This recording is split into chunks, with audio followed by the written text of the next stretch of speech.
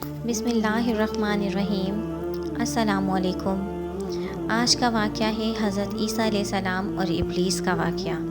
ایک مرتبہ حضرت ابن مریم علیہ السلام کسی پہاڑ کی چوٹی سے گزر رہے تھے۔ اس وقت ابلیس ان کے پاس آیا اور ان سے کہا، روح اللہ، یہ بتاؤ کہ تمہارا خدا اس بات پر قادر ہے کہ اگر تم اس چوٹی سے نیچے گرو تو وہ تمہیں بچا سکے؟ حضرت عیسیٰ علیہ السلام نے کہا، جی ہاں، میرے رب کو یہ قدرت حاصل ہے۔ ابلیس نے کہا، یہ بات حق ہے اور آپ اپنے اس دعوے میں سچے ہیں تو آپ اپنے آپ کو اس پہاڑ کی چوٹی سے گرا دیں۔ میں دیکھتا ہوں کہ آپ کا رب آپ کو اس پہاڑ کی چوٹی سے گرنے سے کیسے بچاتا ہے۔ آپ علیہ السلام نے محسوس کیا کہ شیطان انہیں ناجائز وسوسے میں مبتلا کرنا چاہتا ہے۔ انہوں نے اس سے کہا، لائن، کیا تو چاہتا ہے کہ میں اپنے رب کی آزمائش کروں؟ یہ علیحدہ بات ہے کہ مجھے اس بات کا یقین ہے کہ میرا خدا میری حفاظت کرے گا۔ اللہ کا ہر فرمان برحق ہے اور ہمیں اس پر شک کرنے کی کوئی گنجائش نہیں ہے، لیکن میں خدا کی آزمائش نہیں کرنا چاہتا۔ کچھ دنوں بعد ابلیس ان کے پاس آیا اور کہا، عیسیٰ علیہ السلام، تم تو اللہ کے بندے ہو کیونکہ تم اللہ ہو کیونکہ تم مردوں کو زندہ کرتے ہو اور غیب جانتے ہو اور لوگوں کو غیب کی خبریں دیتے ہو۔ حضرت عیسیٰ علیہ السلام نے ان کی بات کاٹتے ہوئے کہا، لائن، تو جھوٹ بولتا ہے، میں خدا کا مستجابات بندہ ہوں۔ اللہ میری دعائیں قبول کرتا ہے اور اسی کے حکم سے مردے زندہ ہوتے ہیں، اور جہاں تک غیب کی بات کا تعلق ہے تو خدا مجھے غیب کی اطلاع دیتا ہے، میں لوگوں کو اس کی خبر دیتا ہوں۔ جب ابلیس نے دیکھا کہ حضرت موسیٰ علیہ السلام اس کے جال میں پھنسنے پر آمادہ نہیں ہیں تو اس نے ایک زوردار چیخ ماری اور ان کے سامنے سے بھاگ کھڑا ہوا۔ ابو نصر نشاپور کا ایک سلطان گزرا ہے۔ ایک مرتبہ وہ اپنے لاؤ لشکر سمیت اپنے دارالسلطنت میں داخل ہو رہا تھا کہ ایک مکان سے قاری کی آواز نے اسے چونکا دیا۔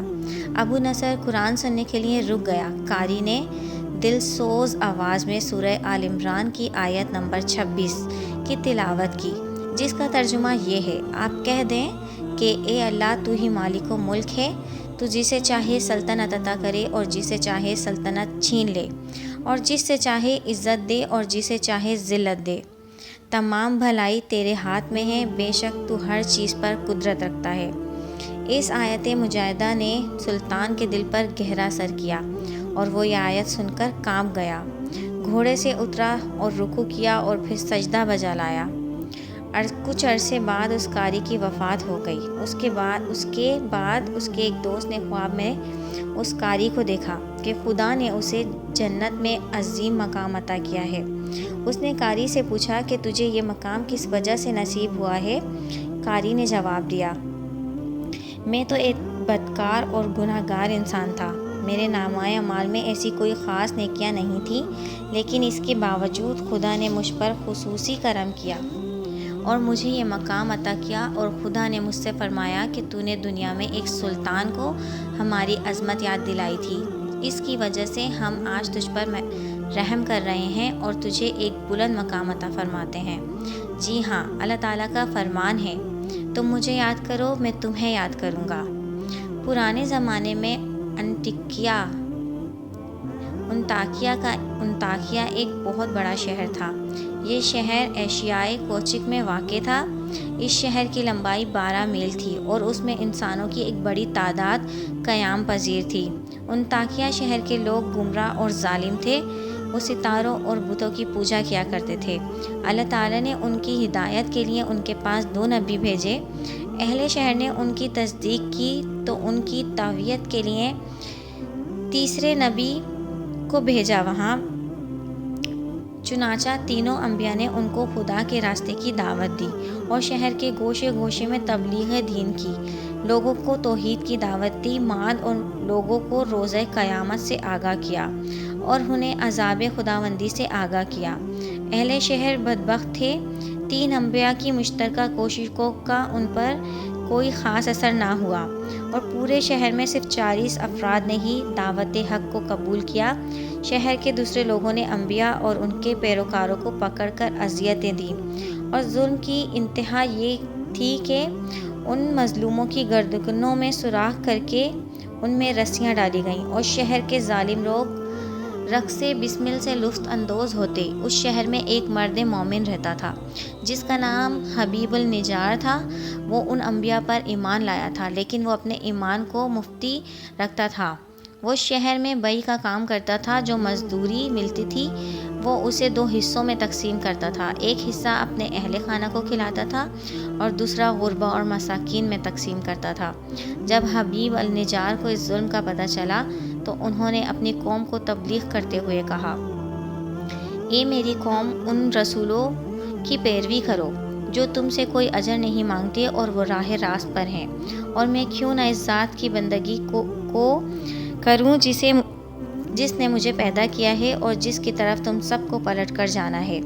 کیا میں اس ذات کے علاوہ کسی کو معبود بناؤں؟ جبکہ خدائے رحمان مجھے اذر پہنچانے کا ارادہ کر لے تو اس کی شفاعت مجھے کوئی فائدہ نہیں دے سکتی اور نہ وہ مجھے چھوڑ سکتے ہیں، تب تو میں صحیح گمراہی میں مبتلا ہو جاؤں گا۔ میں تو تمہارے پروردگار پر ایمان لے آیا ہوں، لہٰذا میری بات سن لو۔ کیا میں اسے چھوڑ کر دوسرے معبود بنا لوں؟ حالانکہ خدائے رحمان نے مجھے کوئی نقصان پہنچانا چاہے تو نہ ان کی شفاعت میری کسی کام آ سکتی ہے اور وہ نہ مجھے چھوڑ سکتے ہیں۔ اگر میں ایسا کروں تو میں واقعی گمراہی میں مبتلا ہو جاؤں گا۔ میں تمہارے رب پر ایمان لے آیا، تم بھی میری بات مان لو۔ لیکن ظالم لوگوں نے اس کی بات پر کان نہ دھرے اور ان کی نصیحت سن کر خواب غفلت سے بیدار نہ ہوئے، بلکہ ظالم درندے یکدم اس پر ٹوٹ پڑے اور بیچارے کو اتنا مارا کہ ان کی آنتیں باہر نکل آئیں۔ پھر ان کا گلا دبا کر اسے قتل کر دیا اور لاشا کو ایک کنویں میں ڈال کر اس پر مٹی ڈال دی گئی اور وہ کنواں ان کا مدفن بن گیا۔ بعض روایات کے مطابق ظالموں نے انہیں پکڑ کر اسے آری سے 2 حصوں میں تقسیم کیا تھا۔ ایک اور روایت میں ہے کہ لوگوں نے اس کی گردن میں سوراخ کیا اور اس میں رسی ڈالی اور پھر اسے سولی پر چڑھا دیا، جہاں ان کی موت واقع ہو گئی۔ حبیب النجار کو موت سے قبل انبیاء دکھائی دیے تو انہوں نے اسے یہ آخری الفاظ کہے، میں تمہارے رب پر ایمان لایا ہوں، میرے گواہ رہنا۔ اس کے بعد اس کی روح پرواز کر گئی۔ اللہ تعالیٰ نے ان کی قربانی کو قبول کیا اور اسے عظیم ثواب دیا۔ اس کی روح جیسے ہی جسم سے جدا ہوئی تو اسے جنت میں بھیج دیا گیا، جیسا کہ قرآن مجید میں بیان ہے۔